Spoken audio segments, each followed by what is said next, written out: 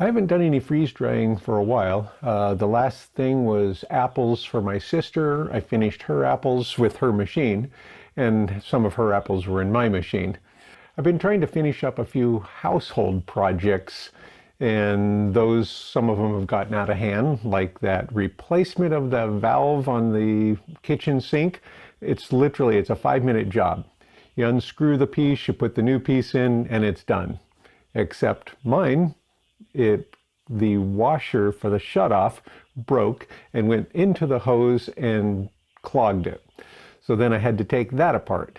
When I did that, then the recirculating pump for the water heater got clogged. And so I had to take that apart.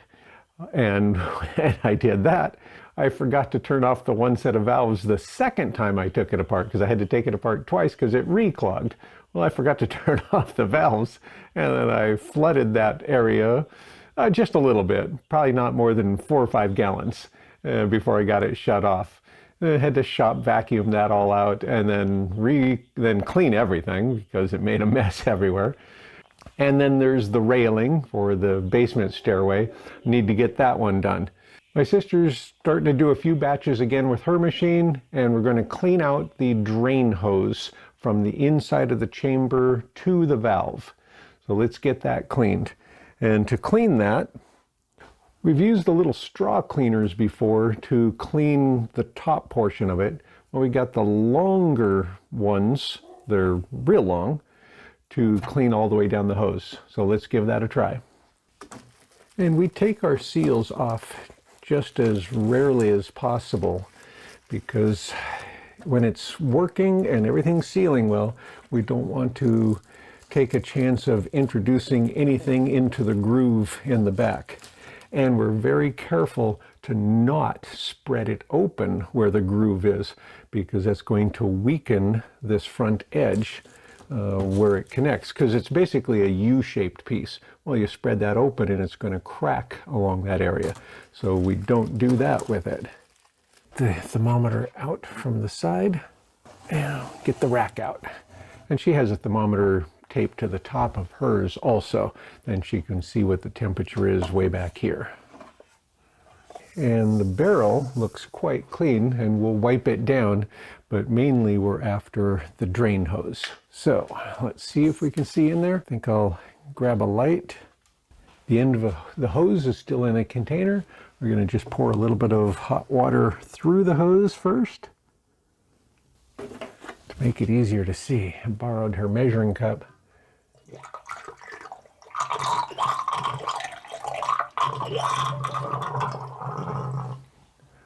Okay, now we're going to close the valve and fill up that line.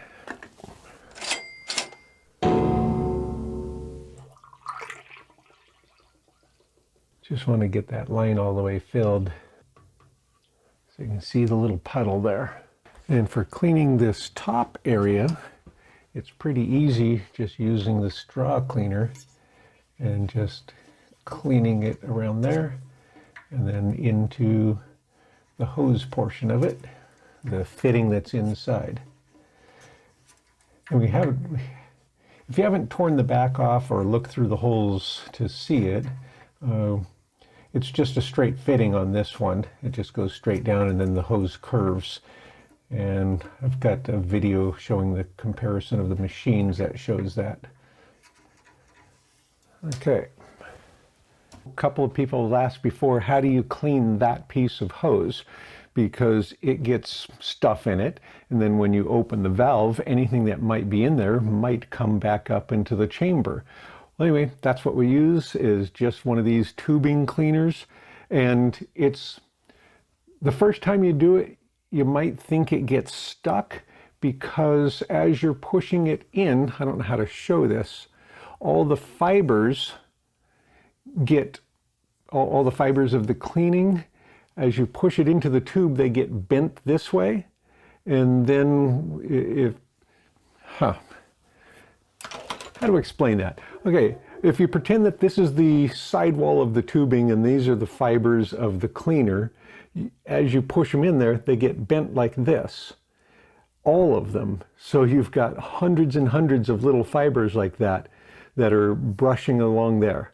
And again, it's facing all the way around, so this is kind of contained in here. When you go to pull it the other way, they all have to flex back the other way. And so when you first start, they feel like they're stuck because you have to bend them all to break it free to go the other direction.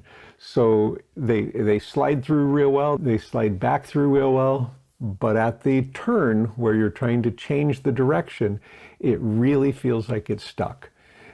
We've never had it get stuck, but the first time I did it, I kind of panicked. I thought, oh no, I'm going to have to disassemble it to get it out of there because it can only go one way. No, it turns, and especially if you use warm water or hot water, that helps. It keeps them nice and flexible. Anyway, it works. It does help clean that piece out a lot. So just wanted to show you how we clean that piece. I thought that this bigger one was going to be too big, that it wasn't going to really work and fit. Turns out it's like the perfect size for this. It really cleans the hose well. It makes it in. It's not too big or too small. It's really just the right one for it. Now I'm gonna see if I can get a shot of it over here. There you can see the hose there.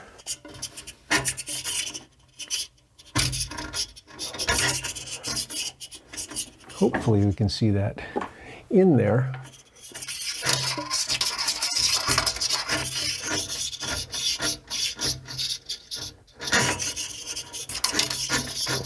And that way we can clean the hose all the way to here. Now we can drain that out.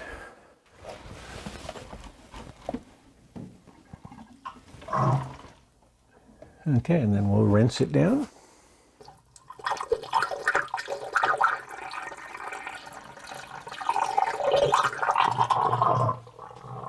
All right, and that gets it clean all the way down to the valve.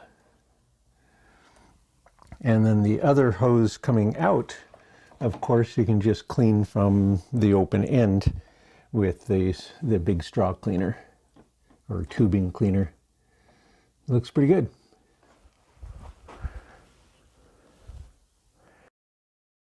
As long as I'm cleaning my sister's machine's drain, I figured I'd do mine also. I took the side plate off so you can see the drain hose better.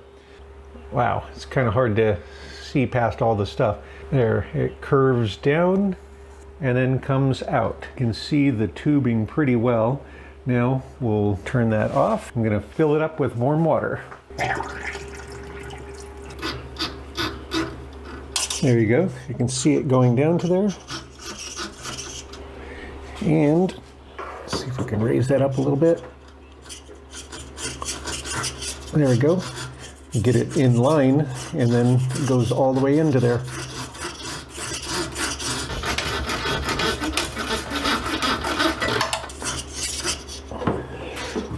Now I'm going to let that drain with the brush in there. And that actually is going all the way through the valve. I'm going to show that brush. You can see how gungy that got because I hadn't cleaned that in way too long. Now I turned it off. I'm going to fill it with clean water and rinse it out. You can see how much cleaner that is. All right, so now that's very nice and clean. As I said, I'm ashamed that I hadn't cleaned it in so long. I cleaned the outgoing portion, past the valve, but I forgot to do all of this for quite a while. So now, shiny clean again. Don't forget to clean that when you're cleaning the rest of your freeze dryer. When the machine's under vacuum, there's vacuum all the way to the valve. So this is all under vacuum also. Harvest Right, I saw on their page, they have a new valve piece now, and it would attach to the vacuum out port on the chamber, and then it has a valve on it for releasing the vacuum or for letting the air in. So that way you're not going through your drain hose anymore. That sounds like a pretty interesting thing. I don't know if we'll get one, but I like the idea, and I could even put a filter on it and make sure that it's very clean air going in there. It goes right into this spot. Your vacuum connection still goes on it. It goes onto here and then has another valve to open it up to let the air in. I'll get this put back together. I'll get the side put back on and get this one back in service. What started out as a 10-minute job to replace this valve, which goes in there, didn't even bother to record it because it's so fast and easy. I mean, literally take one screw out, this comes off, unscrew a little cap piece, the whole thing comes off, this goes back in, reassemble it, and it's done. However, you have to turn the water off to do that, and when I turned the water off, the old washer broke apart and ended up clogging that, so then had to take apart the whole valve, so turn the water off to the whole house, take apart the valve under the sink, and put a new washer in, and then back flush that hose coming from there down to the valve with it still disassembled so that I could get that piece out and the water would flow again. And then while I was at it, I figured it was time to reseal the sink up to the counter. So yeah, it was a 10-minute job turned to all day. Got that resealed. I mentioned the water circulator, the hot water circulator, and ours is down here. I'll open up this, see if we can get enough light to see it. And these doors come all the way off. So when we're working on any of this, we can just simply lift them off. They're just bifold doors, they come right off.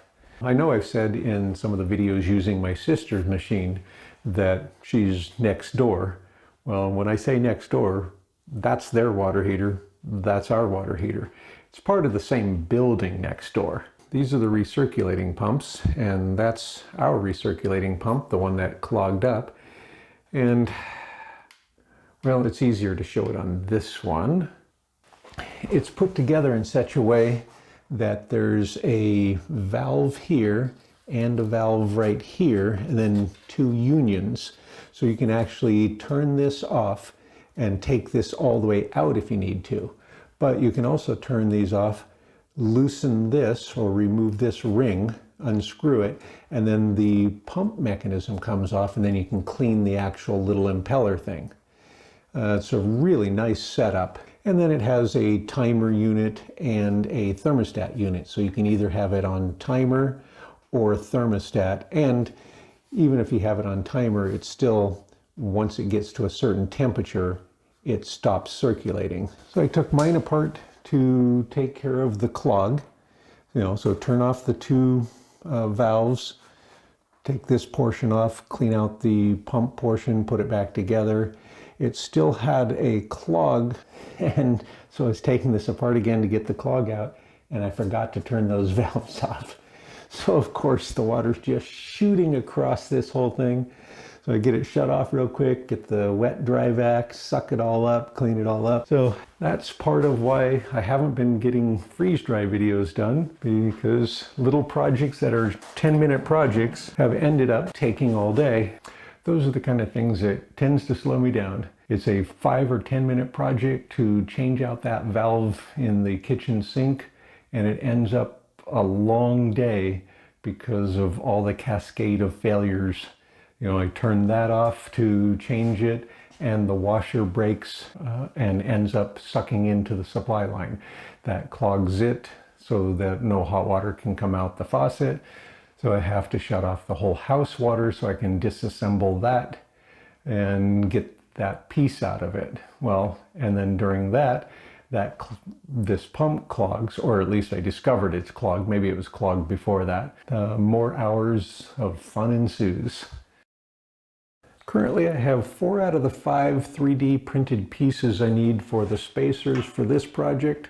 So I'll get those on the wall and get this project further along, get it finished, and we can get back to the freeze drying. Thanks for following along.